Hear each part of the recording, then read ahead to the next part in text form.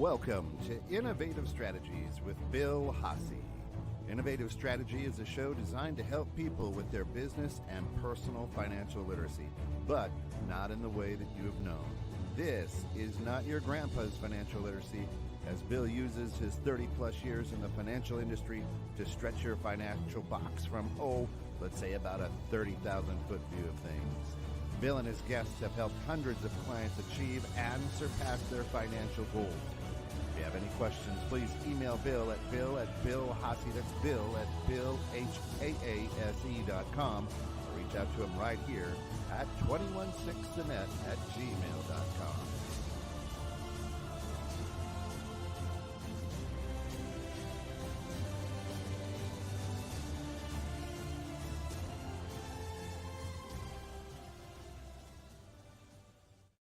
How about that little intro for you? Wow, surprise, surprise. Leveling up here. A whole new intro, new music, just a new feel. Is that what we're going for? We're just trying to make.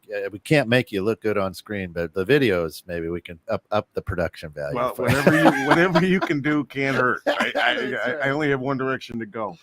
That's right. Good morning to you, Kent. Good to see you. Always good to be seen, brother, especially on a Friday morning. Appreciate it. We have a great show today. It's a topic that I love to talk about. We've talked about this in the past, I think, a little bit, but we do have a special guest, an old Jersey boy. I'm from Jersey, so I want to welcome in Drew Deraney. Please join us for his special show from caving in to crushing it.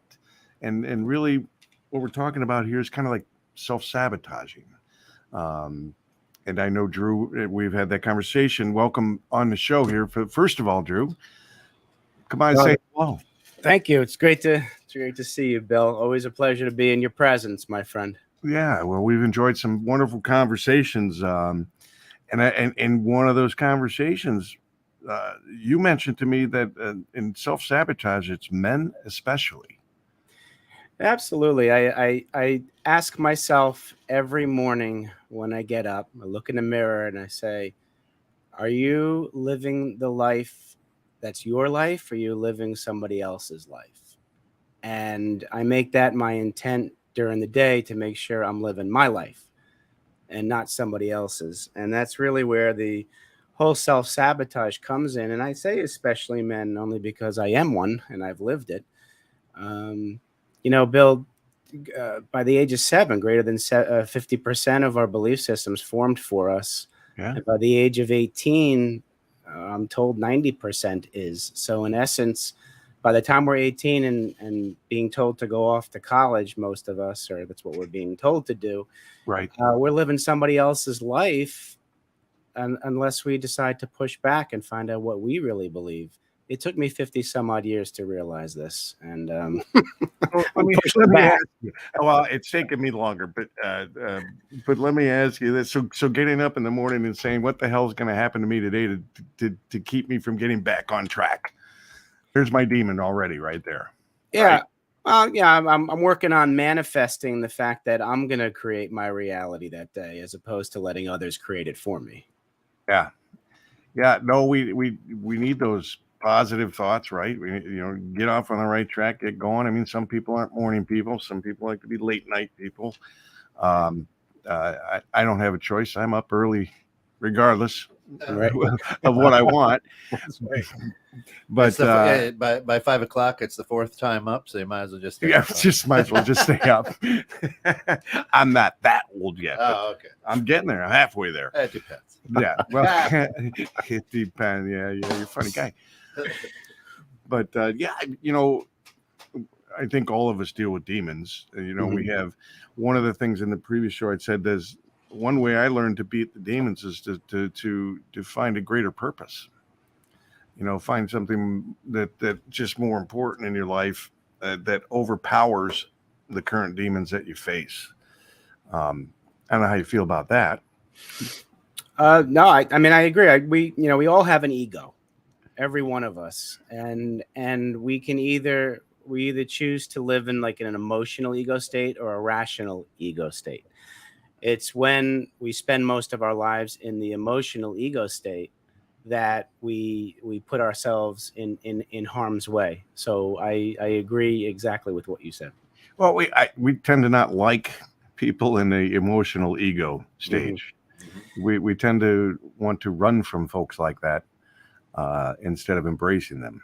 Yeah. I think about I just learned today the fourth F, and I never put it this way, but you have we were cavemen times. We lived in the fight or fight, flight or fight, right? Okay. And Yep. and that's one certain part of our brain. We either fight what's coming at us or we run away. As our brains evolved or as life has evolved, people put the freeze in there. You have to freeze because, and that's a different part of our brain. Freeze, stop, pause, and think. And this morning, somebody mentioned to me there's actually a fourth F, and it's fawn, FAWN. And they say that's the people pleasing part of our brain. Really? Where I've never heard of that. I hadn't either, and it's ironic because my book is I'll have what she's having, Memoir of a Reformed People Pleaser. So he just gave me another tool to my toolbox. So it's fight, flight, freeze, or fawn. And many men, we do fawn. We want people to like us. Yeah. And we tend to do things in our mind thinking that it will make people like us. We're doing a lot of assumptions, a lot of judgment without asking the question. So we make our decisions based on what we think, how we think other people are going to act. So we may say yes to something when we really want to say no to something. Oh, yeah. And I think that's the key to the self-sabotage piece. So I'm adding that fourth F into my repertoire. Well, yeah, that's interesting because, trying to people please, get over that because, that's just a waste of time. As you get older, you'll learn you're not going to please everybody. It's never going to happen. Mm-hmm. And if you're focusing on trying to please others, you're wasting your time. You could be focused on so many more important, valuable things in your life. I grew up trying to be a people pleaser. I moved a lot when I was younger. Mm-hmm. So in moving a lot, you've got to create new friends every time. Right. It's challenging, but I will admit that, through the years, I think it helped me develop better communication skills. But, it's not fun, right? When you get to a new environment. I mean, you've probably been in Jersey all your life, right? How'd you know that? Yeah. Most people I know from Jersey never leave Jersey. Yeah, well, I am the oldest of three, and with being the oldest of three, whether I was taught this or was just me, I thought I needed to stay around my parents to take care of them after they stopped taking care of me. That has just been my MO. Not really necessarily what I want my belief system to be. I've always been longing to move to warmer climates. I stayed. It was probably a lot of that people pleasing, that I had a duty to take care of my family until I had my own children, and I feel the same way now. They're still here, so I'm here for the time being. And I agree with you though. Challenges, we should never regret anything challenging that we considered not a good thing. We should never regret that from happening, because I believe we need to be challenged. We need to have grief. We need to have gone through something in order to make us stronger, because we have something to compare to. I've known many people who don't have the laundry list of stuff that I went through, who have become complacent. And when you become complacent, you end up complying to what's being told, and you end up not really being the strongest person you can be. So I actually almost send a thank you card to the ex-wife and a thank you card to the boss who fired me and all of that. I wouldn't be who I am now. But that's the easy road. You become complacent because it's easy. It is. I mean, we have a lot of folks that don't want to do their homework, don't want to take that extra step, make that extra effort. It's just easier to see something, believe it, and go and tell other people this is what's real and what's wrong. I look at the news today. I was talking to Kat. People are all worried because interest rates are at 7.09%. I'm like, are you kidding me? I mean, that's low. Mhm. Yeah. No, why make a big story out of it being, oh, they're up to 7.09? That's ridiculous. I think, Kent, you pointed out it's a 50-year average. Yeah, it's the 50-year average. Well, Yeah. you know, and Drew, I Yeah. guess what I would ask is, we've kicked around people pleasing. Define that. Give me your definition of people pleasing, because it may be different for everybody. And that way, I've got a baseline of what we're thinking. He likes to develop an argument. Well, I love it. No, you know what? Yeah. I love that. And I'm gonna shy away from a definition. I'm gonna give you instead, and I have to turn to look at this. It's on my wall. Let me grab something off my wall. This is what I will say. Yeah. I mean, because I hear a lot of people, oh, I'm a people pleaser. Are you? Yeah. You know what I mean? Are you really? Come on. If you have to tell me. Yeah. You're probably not. Right? Yeah, right. And So what I have, man, he is ready. This guy. all right. So I have 6 things, people-pleasing behaviors confused for being nice. There we go. All right. Oh, Yeah. okay. So I want you to think about this. When I read it first, you'll think, well, that's just being nice. Okay. When you peel back the onion, think about what it really does to the person, the people pleaser. Yeah. Okay. Number 1 of people pleasing behaviors confused for being nice, putting other people's needs first. On the surface, a beautiful thing to do. I can point back to when you're on an airplane, when they say the plane's going down and the oxygen mask comes down. Who puts it on first? I put mine on first, so I can take care of others. So the first people-pleasing behavior confused for being nice, putting other people's needs first. Number 2, not showing your true feelings in order to avoid conflict. That's Okay. another people-pleasing behavior. Number 3, always agreeing with people and doing what they want. All right. Number 4, allowing people who haven't changed back into your life.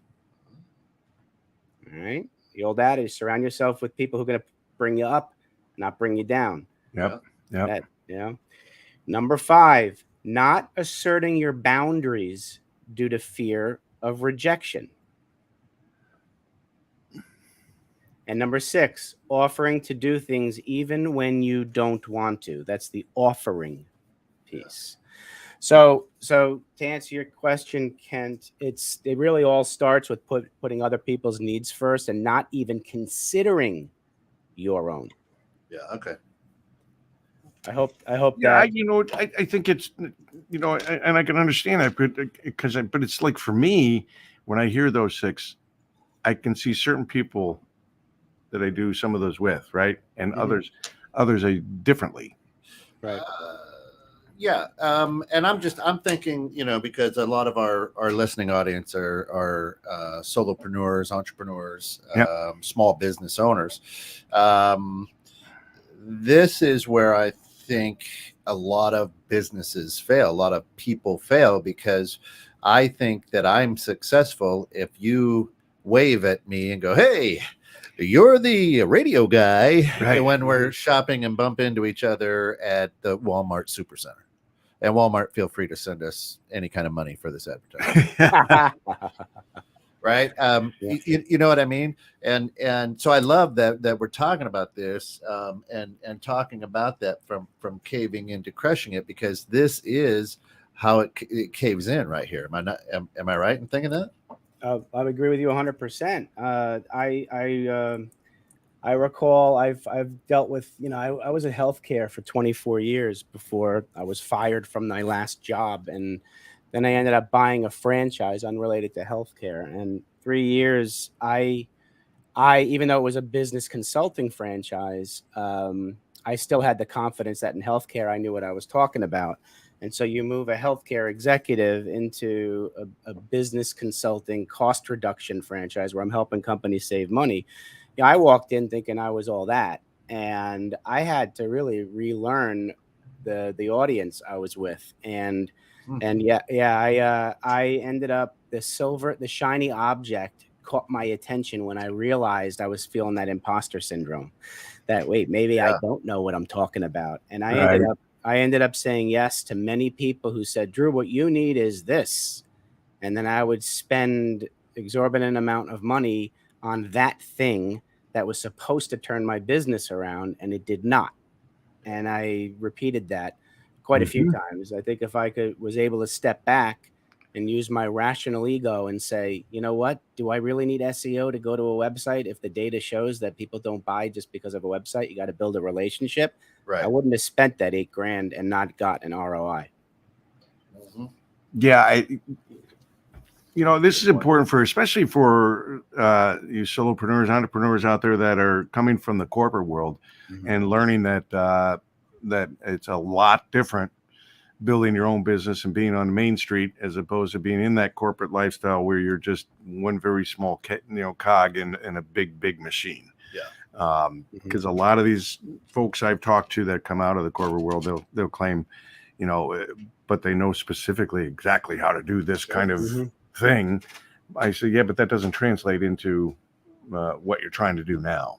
Yeah. And there's misconception and thinking that you put you put up a sign and everybody comes banging down your door because you're Mr. Senior VP. Right. But so it's an interesting subject here because we all come across this. We all have our fights, right? We all have. You want to be people pleasing. That can be kind of an easy way to go, right? Well, yeah, you don't have to make difficult decisions when you people please. Yeah, and a lot of people don't like making difficult decisions. No, it's a challenge making because then you start. If you do have those self-doubts, you're well. What if I make the wrong decision? And you spend a lot of time in your head when you keep doubting yourself. You end up not making the decision. So it's easier just to say, "Hey, honey, what do you want for dinner?" "Oh, whatever you want." Right. There you go. That's easy. Yeah, well, that's an argument, or not an argument, but a conversation I would say that many spouses have with each other. I have gone purposely hours without eating just because I can't get an answer. And just to prove a point. And it's that simple, but yeah. It's as a business owner, you don't need, I wouldn't really worry too much about whether you're coming across as somebody who's likable or an asshole. I mean, if you've got a quality product, a quality service, you've got good service, you're good customer service, you're taking care of people, let that speak for you. I think that's really important. That's very well said, Bill, because I know in my position, even if I was in healthcare for 24 years, I continued to try to prove myself to the other person. Yeah. And when you strive to prove yourself, it ends up backfiring because the authentic piece of you is missing. If you can have that confidence and not have to speak to it, because when you have that confidence, you have that energy that you are confident and you know what you're talking about. You don't have to keep pushing your thing. And quite often I felt I had to prove myself to people rather than let my wisdom and experience speak for itself. So that is something I learned very, very early in my healthcare career. And that's one thing I did not take to the franchise. I made sure that I ended up surrounding myself with the right people. It just ended up not being my passion. And I guess that's another piece we'll talk about because many solopreneurs go into business for themselves and sometimes because of the industry they were in, they think they can do it better. But if what the industry you were in wasn't your passion to begin with, and you're just doing it to have money and you end up owning your own company. You have to have that passion first and then go from there. I didn't have the passion with the franchise, but my passion's still in healthcare, whether it's physical care or mental care. And I abandoned that. And I think that was part of why I didn't succeed to my standards.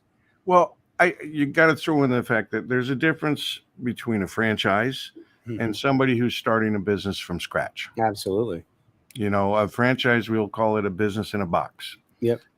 Certain type of people are more prone to being very good at that. Right. And in our previous discussion, I mentioned ex-military folks are very good at franchises because they're very good at following directions. And Right. when you're talking about a franchise, you're given the directions how to run the business. Exactly. But we have this little thing called the human nature that tells us, I can tweak this. I can make this better. Absolutely. I can step a little bit outside and then a little bit more outside. This I saw a lot in the trading world. Yeah. When people had trading strategies, and then people would buy the trading strategies, learn them and use them, and then start to tweak them, thinking they can squeeze a little bit more profit out, a little bit more, until they finally get to the point where they get hurt very badly. No, absolutely. Well, it's interesting because what I did a little bit of the opposite. I didn't do the tweaking. What I did is I tried to be the franchisor. So when we went through sales training, I tried to be him. And he is what I call a hunter in the sales field. I am more of a gatherer, a builder of relationships, and then the closing comes organically. I tried to be Dennis, who was the franchisor. And so I found myself doing that and wondering why I wasn't succeeding, but I had pit in my stomach because it wasn't Drew's authentic self. This is not me. Didn't feel right. You know what? My prospective clients could feel that energy. It didn't feel right. This isn't Drew, even though they didn't know me, it wasn't coming across as authentic. And now that I ended up abandoning the franchise, I kind of walked away from a 10-year contract when I had an epiphany that I wanted to help men kind of get out of their own way. And it's really about how can I help men be who they are rather than succumb to the pressures of what other people want them to be. And so now I'm having that taste of solopreneur starting from scratch. And it's been 11 months. Oh, you're a babe in the woods. I'm a babe in the woods. The thing is, I have 30 years of hospital administration and business consulting experience. I'm going to be able to provide my clients who I am coaching on mindset mastery, which is really about shifting your mindset from creating your own reality versus living somebody else's. So now I've had that taste of corporate world, franchise ownership, and now starting from scratch. My company's Profit Compassion, but really the face of it is my brand, my intellectual property, and the education industry, knowledge industry. Interesting that you've chosen a focus on men. Dangerous right now. Well, in today's world, it's really tough in today's world. I mean, we've had a tremendous shift. I mean, a historical shift in my mind, where it's one generation ago. The wife stayed home and the husband went out and earned a living, and that's just how things went. Yep. And our generation, we started developing that dual income, A, because things got expensive, more expensive, and B, we wanted more.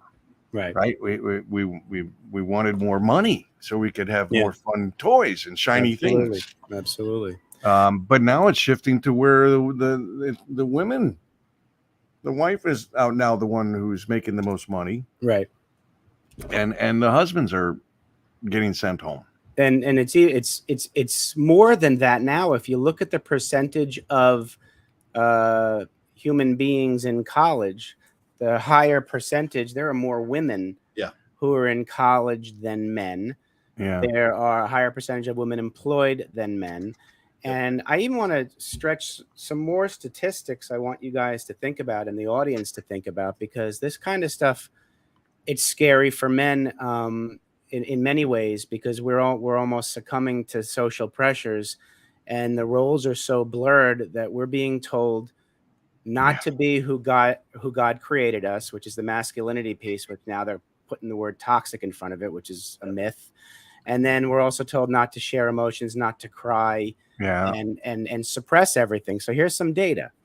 85% of physical ailments are due to unaddressed internal stress, number one.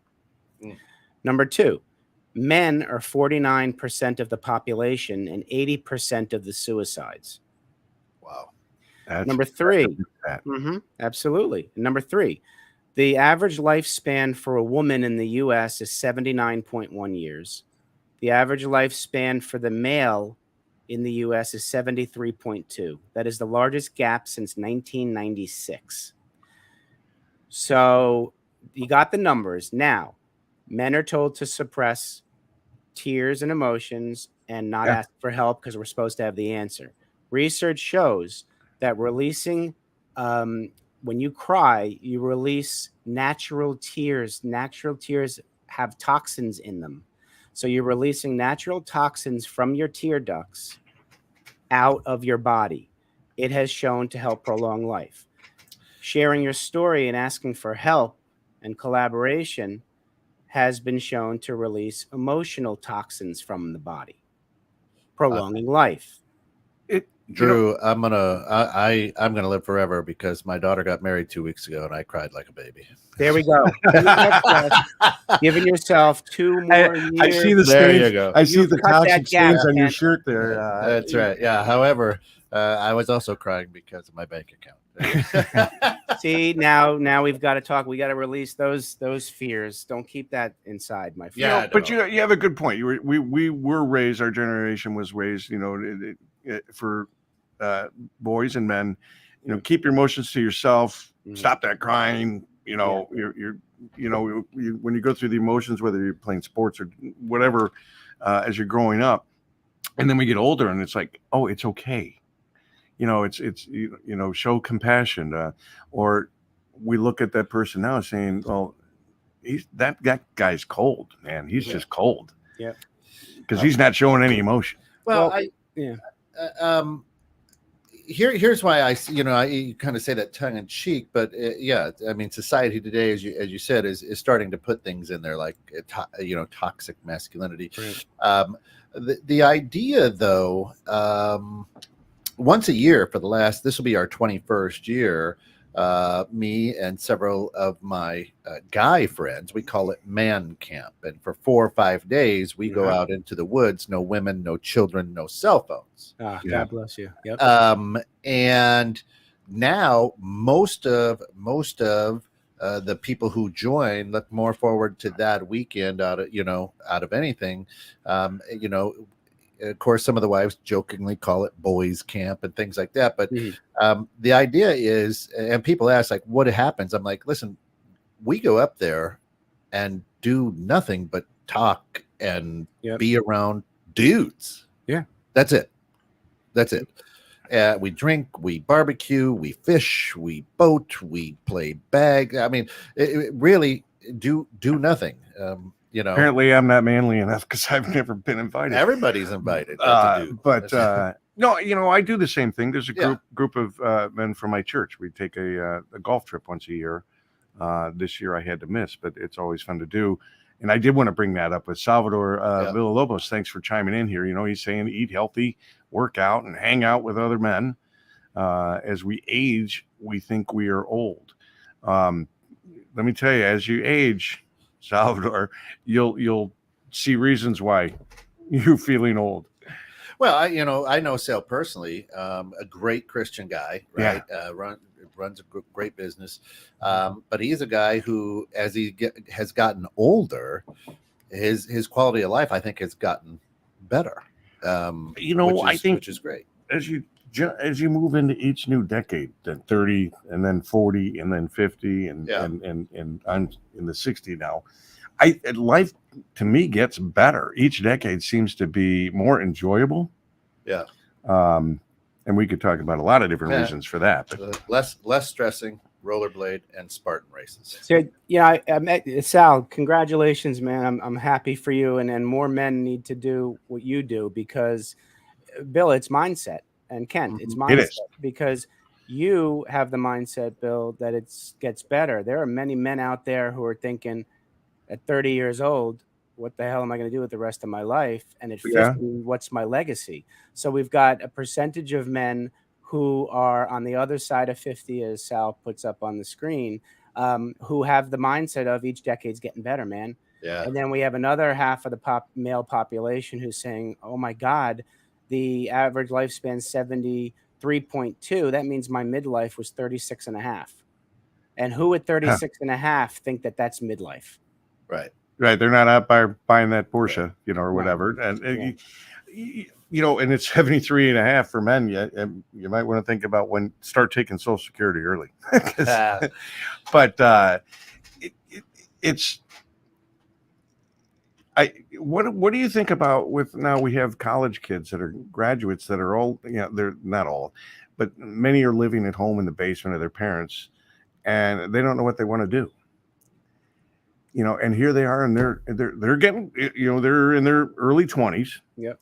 Right. Typically early to mid 20s and you're getting almost close to your half-life at 36 and a half. Absolutely. I've got a 19 and 21-year-old sons. They attempted college. It wasn't for them. And now they're still trying to find them. Yeah. Now kick them out. Kick them out, Sal. I don't have the heart, man. That's the people pleasing thing. Not kicking my kids out. But I mean, that's where we're going right now. It seems as if more women know where they're going and fewer men know where they're going. And we are to blame for that ourselves for allowing this to happen. I am tired of hearing men apologize for their opinions because they're getting canceled. I'm never going to go back to the corporate world because I'm going to be able to say on my podcast what I believe. And I've always wanted to. I mean, I got fired two times from hospitals because I did speak my mind. Yeah. Now I'm able to do it. I'm going to keep doing it. And I'm tired of this, man. I'm tired of seeing men getting their butts kicked. So that's a toxic corporate culture, though. That it is. You know, you have to learn to be Mr. Smooth Operator. Yeah. And not speak your mind. I only spent my 4 years in the corporate world, and I spoke my mind quite often and made a lot of people around me laugh at, you know, like, you can't say that. I'm like, yes, I can. Listen, I'm gonna put this up there, and I want people to check this out. If you're out there listening, go to Profit. We'll put it up there. ProfitCompassion.com. This is Drew's website. It's a really cool website. You can join the community, empowering men to be a better version of themselves.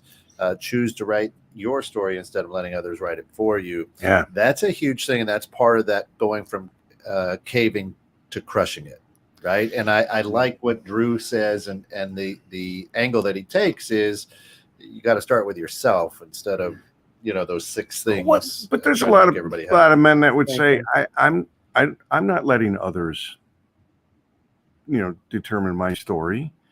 I'm still in control. Yep. You know what that is, Bill? We all have blind spots, my friend. We don't know what we don't know. And that's why hanging around with other men and talking about things, you will learn stuff that you didn't even realize. You know, a perfect example in my book, I talk about the year of 2012 when I didn't get to watch a snap of the New York Jets football. And I'm going to be I'm going to actually be adding this to my website, this part of the story, that, you know, my wife would say, would you like to go for a hike? And I say, sure. When do you want to go? Well, how about Sunday?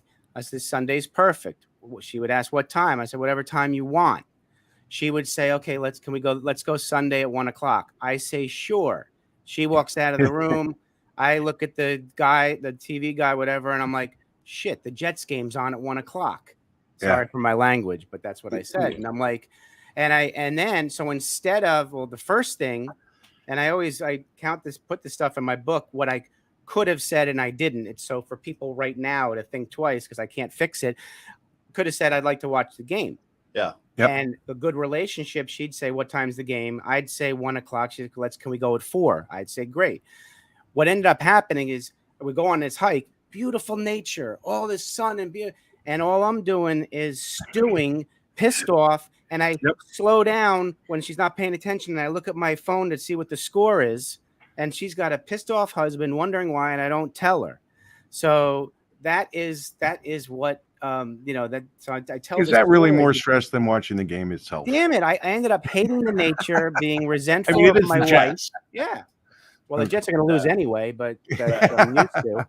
But really, I didn't allow myself to enjoy nature, the presence of my wife's company, and see the game. Yeah. I could have done all three things, and she could have gotten everything. So I call that collaborate instead of compromise. Well, so your, profit compassion.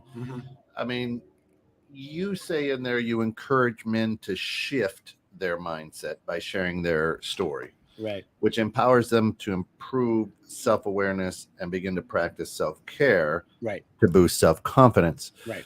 But now words have meanings. You encourage them to shift their mindset instead of change. Help me understand that. All right. The two types of mindset are, one is a fixed mindset and one is a growth mindset. People pleasers, self-sabotage is part of a fixed mindset. You have what you do what you do, where 90% of our brain activity is subconscious. We're on autopilot. We just do. Yeah. The growth mindset is self-awareness, understanding why you're thinking what you're thinking, why you're doing what you're doing. And if it doesn't feel right, think differently. So it's removing the negative thoughts, the self-limiting, and changing them to be positive. So that shift, you're not changing. All the tools to be a better man are within us. We're born with it. It's a matter of acknowledging that and letting them out. And that's the shift. It's funny because though when we're growing up, we're taught things like learn from your mistakes, which is focusing on the negative. Right. And a lot of focus is on the negative in many people's lives and most of our lives. And because it is one thing when I mentored some high school kids, I asked them to do one thing for me for the semester. I said, once a week, write down 3 things that were good that happened to you for the past week. I just wanted to get them into the mindset that there are good things that are happening to you that we just don't acknowledge. We throw it away because we focus on the negative. Yep. Well, that's why gratitude is so important. And people throw that word out and people think it's fluff. But when you think about it, the human brain is negative to begin with, that we automatically think negatively. That's just the way the brain's wired. And, probably because the cavemen, it was either you fight or you flight. There was nothing. But anyway, so it's wired negatively. And as we grow, yes, we learn generation to generation to think negatively. That stuff gets anchored in our brain, and the brain just knows that and just continues to do it. And so by the time we're a certain age, our negative ball is so freaking huge and our positive ball is tiny that now we have to do something about it. And you cannot erase anything from your brain. That stuff's in there forever. What you can do is you can re-record something different to overlay it on top of it. So when people say like time heals all wounds, that's bull. That's a myth. You're not going to heal the wounds. You may be able to put layers above them so it takes longer to get down to that wound. But the key is to start feeding that positive ball to let it grow and stop letting the negative ball from growing. And that's where the shift in mindset is, where you eliminate negative words from your vocabulary. That's a start. You start to forgive things from the past instead of regret. That's a start. You start to embrace, have desire for something different in life and have faith it's going to happen. That replaces fear of the future. Yeah. And then grab gratitude, man, so you can live in the moment and not have the victim and blame mentality. And that's really what I go through in my book. There is a way to shift it that has scientific evidence that backs it. Yeah. And the name of the book is I'll Have What She's Having. I'll Have What She's Having, and the key piece is Memoir of a Reformed People Pleaser, because I no longer will have what she's having, and that's not a knock on them. Right. The reason I have that as the book is I used to go to restaurants either with my wife or after I was divorced on dates, and I'd want to order the steak, and the waitress would come up and say, "Ma'am, what would you like?" And the woman would order a salmon. And "Sir, what would you like?" And I'm wanting to say steak. And I look at the woman. I'm look at the menu. You know what? That sounds good. I'll have what she's having. And then I go like Homer Simpson. Oh, I wanted the steak. Why the hell didn't I say it? Trying to impress the ladies, are you? Oh, yeah. So know? I order what I want now at the restaurant. So that's why I named it that. And, I'm still a work in progress. I'm not fully reformed. I don't know. We're all a work in progress, man. I still have those demons that try to push me back. Yeah, we all Get do, and the we always salmon. will. I unfortunately, if I were in that position and a woman ordered salmon, it'd be easy for me to order anything but salmon. Mhm. I'm not a fan at all. Right. But yeah, again, we have egos that Yeah. tend to get in our way Yeah. and tend to keep us firmly planted in our mindset. Yeah. And we think we know all we need to know. Yeah. But men, have a lot of tendency to overthink things too. Oh, we do. We because we question ourselves, but we Mhm. never do it outwardly, not No. with anybody else, because we're not No, allowed no. to show weakness. No. We tell that to the That's mirror. why we That's can't it. cry. But That's right. are we overthinking things because we always want to be agreeing? You know I what I don't mean? know. To be I liked. think Well, we- that's to be liked. That's part of it, Kent. I also think that we're like that because we're trained not to ask experts or confidants or people who will build us up. We're trained not to ask anybody for Yeah. help and advice. I mean, it'd be great to have if you have men who you confide in who are unbiased, who aren't going to our parents give us advice that helps us avoid risk. That's why they Yeah. don't know. No one knows our dreams better than we do. Right. That's why, when you make the mistake of asking your parents advice on your dreams, not knocking parents, but they don't know your dreams. If you can Right. ask Well- men who have similar type dreams and work together on it, geez. A parent mentality, and I'm guilty of this too, is to protect your children. Right, You protect them from the things that real life brings into play. right. And then you send them off to college and in the real world and say, have a nice life. Go get them. Absolutely. And we've sheltered them. I think And if we- you were to, I've got 4 kids, right? 3 of them are, That you know grown, of. grown adults. Yeah. Yeah. That I have put on my tax return. How about that? Yeah, there we go. Right, right. And I was never that guy, right? A lot of people have always asked me, you talk to your kids that way? I go, absolutely. That's the way the world is. That's the way people talk to them. And my, I've got a 29-year-old, 27-year-old, and they thank me all the time. They're like, hey, you know what? I appreciate that because you didn't try to, put your wing on me and protect me from the real world. You let it hit me in the face, but you were there for the lesson and how to pick them up, right? So every parent's different, but I'm not, like no, my, you're you know what, you're right, Ken. Yeah. I can definitely see that in you. Yeah. And I have other friends that are much there's similar. helicopter parents all day long. But then there's other parents that I've known that from the day they had a child, they were calling their friends saying, what do I do? What do I do? Oh, What do I yeah. do? I don't know Yeah. what to do. Yep. And of course that's Right. a tough way to raise a child, because that It child's is. going to grow up going, what do I do? What do I do? Oh yeah, I mean You know? my oldest two, Ashley and Spencer, they say, Dad, you're so easy on Colette and Lucy. I go, listen, I was 25 and 27 when I had you. I didn't even know what life was. I thought you didn't- were like 14 because I know you're younger than me and you have kids older than mine. And So- I'm like, I didn't know how to be a parent, but you guys taught me. I said, now I got it figured out. The 14-year-old, you think she's got it easy. She doesn't, but I ain't the same idiot I was, right. And then as grandparents, we just sit back and watch. Well, Because Well, guys, the parents don't want advice, Yeah. because young folks Yeah. don't like advice from older folks because we're old. Yeah. And we've only lived twice as long. We only have twice as much knowledge and experience. Right. And But why would you listen? but I'll say this, and I know, Drew, I hate to keep interrupting, but I'll No, say this is great. is that I protect my business more than I protected my children. Right. Really? This business is Hmm. and I'm like, ooh, I want to make sure that nothing goes wrong. Nobody says no. I mean, I've had this business for 5.5 years, and in my mind, I'm still not willing to do things that I should to make it explode and get huge. Well, you got caught too, I think, in complacency. We talked about Sure. that earlier. And this will happen to anybody in a business. You're going to at some point become complacent. Yeah, everybody thinks that they know how to do everything in building a business. A solopreneur is exactly that. Yeah. It's me.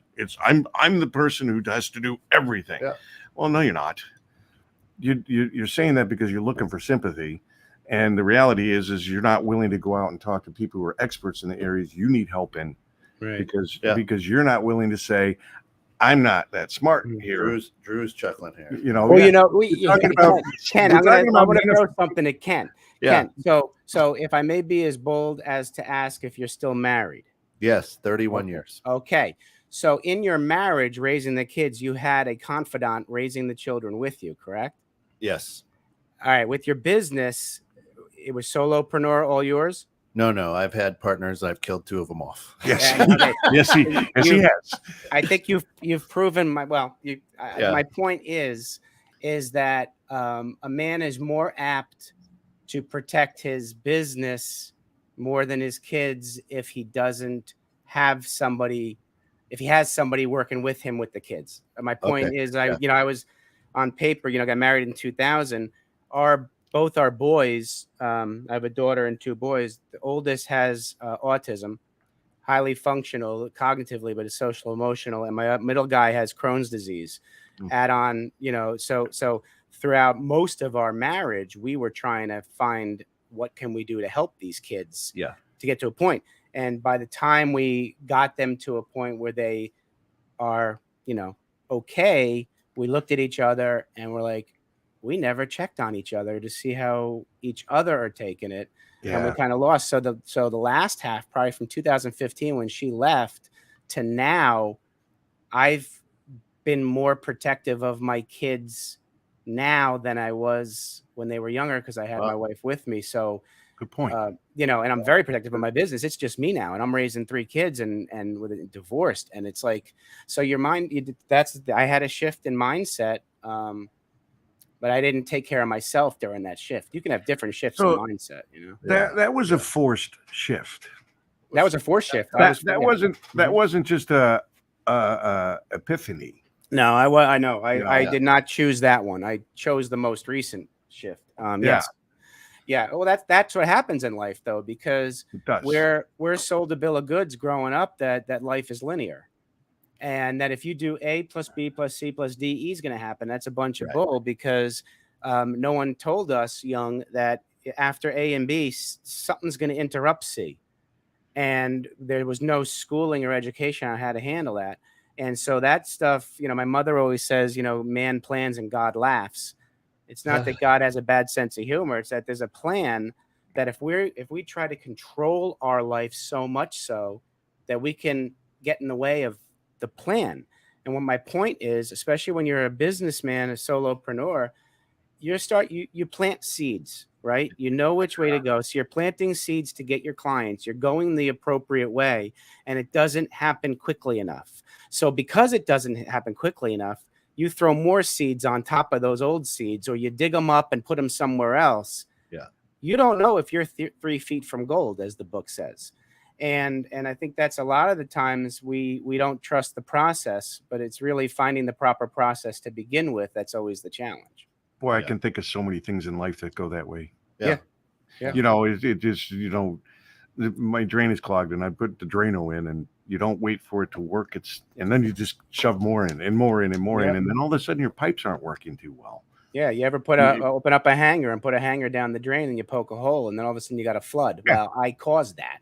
Mm-hmm. Yeah. Right. So we can create our own problems. Yes.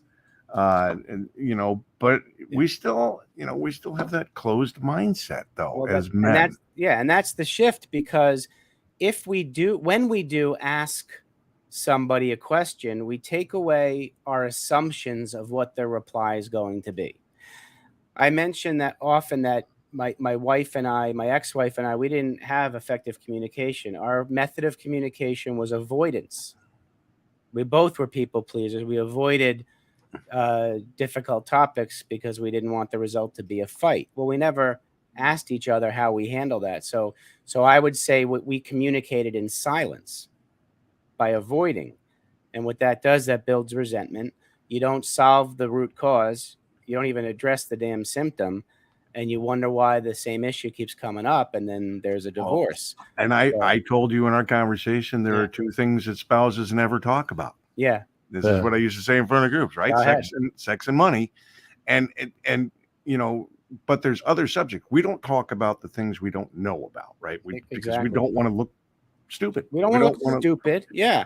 And and we need to realize we can learn from that. And Bill, when we talked about this, I had mentioned that there are 4 taboo topics in the United States, right? And that's sex, money, politics, and religion.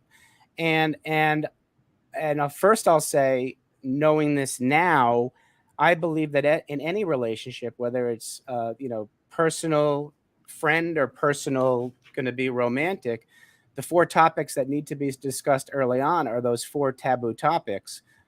So we need to start shifting our mindset and realizing that those have to be discussed, because I've talked to so many men. I've talked to so many men who they would say in the middle of their marriage, they looked at their bank account and their wife was, stealing them dry. Or I talked to a woman who said her husband gambled away their future. And those are the types of conversations that you can kind of learn what's going to happen before it happens by opening up and asking that. And in the business world, I talked to a woman who moved in from Europe, and she started networking virtually after COVID in the States. And she would talk about those 4 topics and be told to stop talking about them. You can't talk about them. Well, there's a reason, she says, that the divorce rate in Europe is less than the divorce rate in the States, because those 4 topics are open topics in Europe. They're not taboo topics. They're discussed all the time. And so people are setting and managing proper expectations. When you don't address those important topics early on, you're not setting expectations. You got both parties misaligned with their expectations. You're destined. Well, you bring any one of those subjects up, he's just a rude person. Yep. We don't talk about that, because that could cause a problem. Yeah. When family gets together at Thanksgiving, do the spouses not say, what we can say and what we can't say? You know what subjects we can bring up, ones we can't bring up. You have those conversations. You do. I think everybody at some point has that kind of conversation. Well, it also goes back to, if your belief system is being formed by the ages between 7 and 18, there's a reason why at age 10 you know about what your religion is, and your political beliefs because your parents told you that. And then based on what your parents tell you, you determine how your ideas on sex and money. It's all from your upbringing, and your parents got it from their parents, who got it from their parents, who got it from their parents. Yeah. So we got to break the cycle, young guys. Well, here's the thing I've been saying, that the older I get, the more realization I have of how much BS I've been fed my whole life. Oh my God. Absolutely. I mean, and folks, a lot of it comes from that tube that you sit in front of and watch every night. Thank you for clarifying. Yeah. Yeah, because it's just. And now it's the phone, every social commercial. Media. Yeah, I call it the pocket computer, because nobody uses a phone anymore. Drew, at profitcompassion.com, you have if people want to know, if men want to see what the tribe's all about, see exactly men holding each other accountable, collaborating, and doing great things to get that shift in mindset. The first Thursday of each month at 6 p.m. Eastern, you do a 60-minute Zoom, and that's a complimentary Zoom. Yes, and what's interesting, that all stemmed from the men's tribe I created. I ended up pausing that tribe. I still keep that up there, because I am going to start having that Zoom open the first Thursday of every month, and I'll tell you why I paused the group. I created that group, and I realized, it was a membership group, and I ended up, I got some people coming in, and it wasn't quick enough. I did the whole solopreneur, stopped it. Yeah. What I did realize, though, I decided to do some introspection, and I realized I built that group, and the way I created it was for what Drew needed. I did the golden rule, and I really need to practice the platinum rule. So I paused the group. I interviewed 23 men on their current mindset, their fears, their struggles, and one of the main questions was, what's the number one roadblock stopping you from reaching your goals? And they all said, myself. So I'm going to in the future reopen that tribe. I'll do the first Thursday at 6 to get more feedback from men. But that's why I'm targeting ourselves to help ourselves get Yeah. through this, because men are proven to me that's the pain point. What's different fears at different ages? So also, I mean, I want to put this out. I mean, this hour's almost up. I mean, this went crazy fast because Yeah. I love what we're talking about here. Right. But Drew, you also have an incredible podcast from caving into crushing it. They can find it on Spotify, Overcast, Apple, wherever you listen to your your podcast. About how many episodes you got out there? Well, going strong. I've recorded 50, 33 are up already. The rest are in editing. And I welcome men and women who have gone through the fight of their life and chose not to run away from it, but to go through it and become stronger. It's inspirational. And I mean, you've got guests on there, Andrea Pass. You've got Jessica Bush, Jack Gelly. And Gillet. Gillet. Yeah. Gillet, great guy. I think he's with iHeartRadio, right, or something. Yes, he is. With iHeartMedia. Yeah. Great guy. Dorothy Graham, just to name Odell, just to name a few. So I mean, this is quality podcast again, designed to help men shift, their perspective, shift things. Yes. And the women, the stuff we learn from the women on the show, men can learn from too, because we're more similar than we are different, and we need to work together. We got to stop the divide between men and women too. That's one of my soapboxes. And really understand the value and importance of the people that you hang out with, the people you meet, the people you bring into your lives. Like I mentioned to you, I think, Drew, that in the last year and a half, I have met so many incredibly amazing people, and where I got to the point where I just said, where have y'all been? I mean, I've been looking for folks like you all my life, and now you're all over the place, and I never saw you. Absolutely. You know? Thank you for highlighting the podcast, and surrounding yourselves with people is huge, the right people.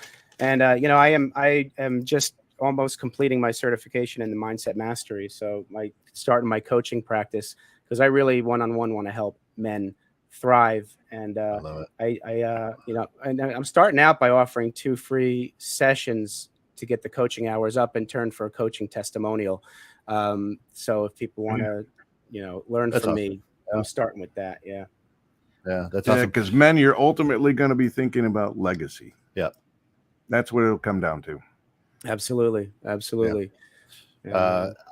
your website too, you have a great quote by Zig Ziglar. You can have everything in life you want if you'll just help other people get what they want. You'll see that book right over. I'll meet you. See you at the top, right over Bill's left shoulder there. One of the best books. Zig's a good friend of the show. Good friend of. He was a good friend of one of our hosts. Yep. Good stuff. I love Zig Ziglar. Yeah, he's one of my mentors. Yep, gotta always give that out, which is great. Awesome. Did this hour just fly? Yeah, I thought we were just getting warmed up. Wow. Yep. I love it. Join me. 9/21 is the next one, right? September 21st at 12 p.m. Eastern. I just put in the chat for you. I actually do a masterclass called Get Over Yourself. Use the caveman formula to overcome self-sabotage. I love it. September 21, noon Eastern time. I provided you the link, Bill and Kent, if you want to share that at some point. Yep, I'm putting it out there now. We're putting it up right now. Yeah. So I think it's absolutely great stuff. Drew, I know you're busy. Can't thank you enough for your time to jump on with us this morning. I'd love to have a conversation. I'll follow up with you because I'd love to just dig a little deeper on the conversation. And of course, we're always looking for good content here at 21.6. So yeah. Well, I'll tell you, Drew brought it today. Yeah. You guys are wonderful human beings, and that's who I want to surround myself with. So I was able to add 2 more awesome men to my tribe, and you're helping me out, and I want to help you guys out. So thank you so much. You got it. That's how it all works out. It's meeting folks like this and just spreading your wings and learning and growing. And I'm telling you folks, because ultimately all those demons are just going to go away while you're thinking, what's my legacy going to be? Yeah. Yes. Yep. Exactly. You know, Exactly. but Absolutely. Drew, again, thank you so much for coming on. I so appreciate it. I do know you're busy. I've had some incredible conversations with you, and I know Drew will reach out, or I'm sorry, Kent will reach out. I'll reach out. And keep that going. But and thanks everyone for listening in today. Really appreciate it. Yep. For all of us here at 21.6 The Net, thanks for getting caught in the net with us. And until we meet again, be good. But more importantly, everybody, be good to one another.